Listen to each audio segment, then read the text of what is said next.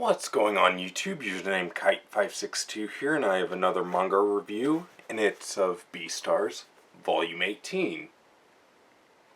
Just to hold it here a little bit to get the thumbnail. Maybe something like this. Something like this.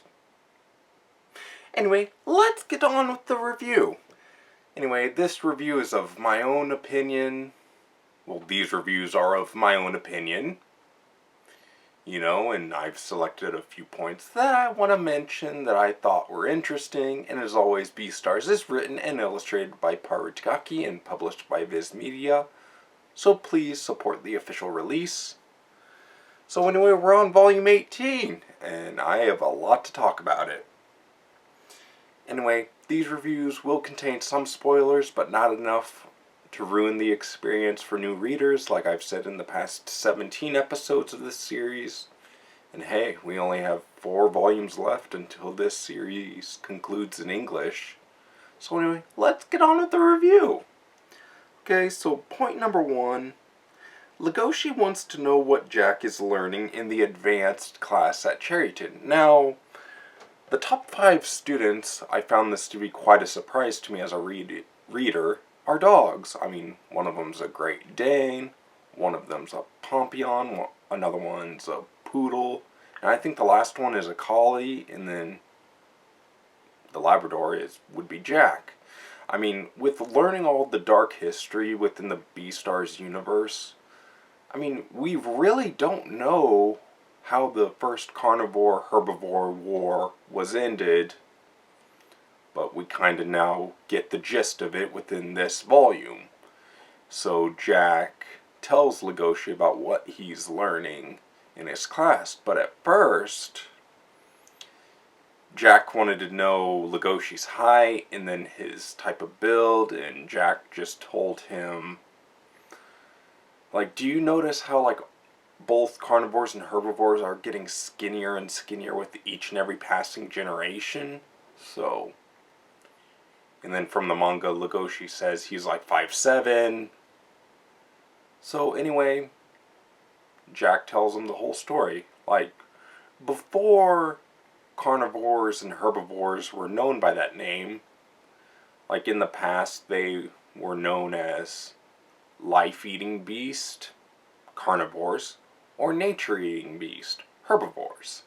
And I just thought this was a really interesting concept because the nature-eating beast and the life-eating beast were living in harmony for such a long and, you know, prosperous time.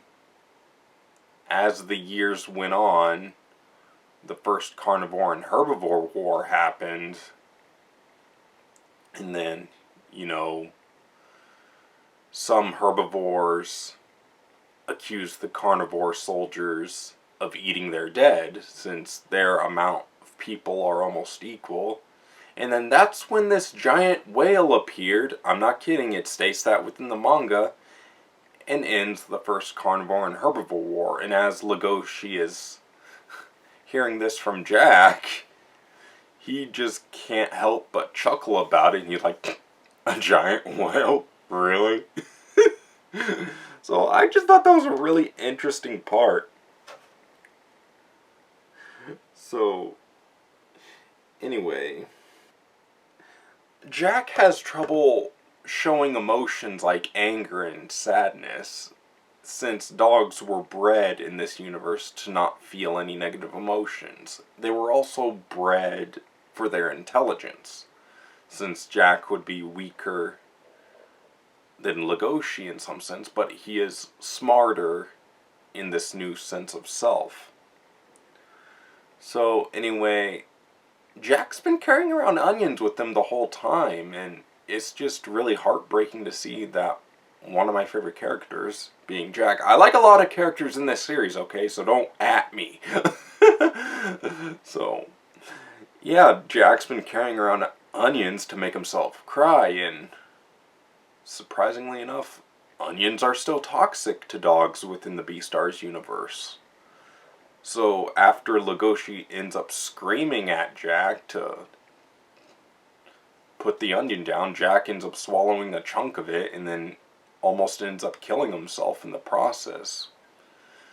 But, you know, when Jack and Legoshi first fought as kids within the flashback of Volume 6, their teacher told them to stop that. But, you know, after Legoshi's saving moment for Jack's life, Jack's just like, you know, if that were to happen again, I would have gave that teacher a piece of my mind. So, since Jack views Legoshi as both his source of emotion and salvation, something around those points within the manga. But I thought it was a really heartwarming scene to see them like stare at each other for a few seconds, and then the next panel they're smiling and their tails are wagging. It's just so cute. Okay, so point number 6. Jack tells Legoshi about how the first carnivore and herbivore war ended, along with how Beast and the Beastars world have become skinnier and skinnier with each generation. Now, I've stated this way back in the beginning of this review. So, anyway, point number 9. Like, since Legoshi's been away from Cherryton a while, both Cherryton and the back alley market have changed to something completely different. And it's just really eye-opening to see. Like, you see more carnivore students talk more openly about the back alley market. Which meat did they lose their meat virginity to? So, I just thought this was really interesting, and a lot of carnivore students weren't, you know, too afraid to talk about the back alley market in the public appearance of herbivores, since now Cherryton is separated into like carnivore only floors, and then herbivore only floors, and then carnivore only classes and herbivore only classes, and you get the idea. And again, I just thought this was really heartbreaking to see, since at the very beginning Cherryton itself was a very harmonious place for both carnivore and herbivore students to interact with one another and actually have some relationships with one another. But to see that all separate away, and along with seeing the back alley market revert to something it once was, it's really quite a harrowing and terrifying experience to witness with my own eyes as a reader of this manga. So anyway, point number 10, or point number 11, I already mentioned that more carnivore students are more open about talking about what meat they ate at the back alley market. Louis bumps into Legoshi in the back alley markets, and Louis ends up showing Legoshi where he grew up as livestock to be eaten alive, or a live product, whatever you want to call it, at the back alley market. And we turn out this place was abandoned, who knows when. But Louis and Legoshi end up getting jumped by two unknown assailants, and I'll leave it at that. So anyway, the Shishi Gumi visit Ibuki's grave. Like, I thought it was a really nice little grave for him. Like, you have his little glasses and everything, and I think his title says on the gravestone like lion glasses or something like that. If I'm wrong, I'll leave it right here or right here as a text, whatever. I can edit it in. Okay, so no, point number 13. The Shishi Gumi visit Ibuki's grave while also preparing for Happy Meat Day within the Beastars universe. Now, this is a quote-unquote tournament to see which gang has the strongest scent of blood. Like how the ceremony goes, every gang collects blood of each and every member, and we have 4. So we have the Shishi Gumi, which is the lion gang, the Madara Gumi, which is leopards, the Inara Gumi, which is red foxes, and then the Doku Gumi, which are a gang of Komodo dragons. And you can see one of the dudes with like a gas mask and like bones over his shoulder. And it's just a really cool like Mad Max design. So I just thought that was really sweet.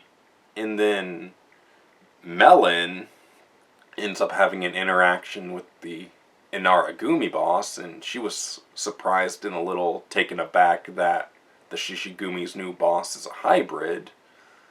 But again, things have changed in the back alley market since Louie's been under disguised and disguised himself as product again to get some more information, and then that's how he bumps into Legoshi. But anyway, I have to say, my overall thoughts of this volume,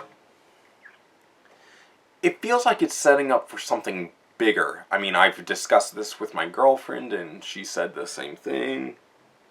It's setting up for something bigger later on.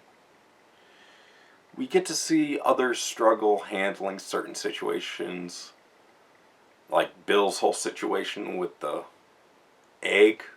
I'll leave it at that. I didn't really want to mention it too much within this review. So anyway,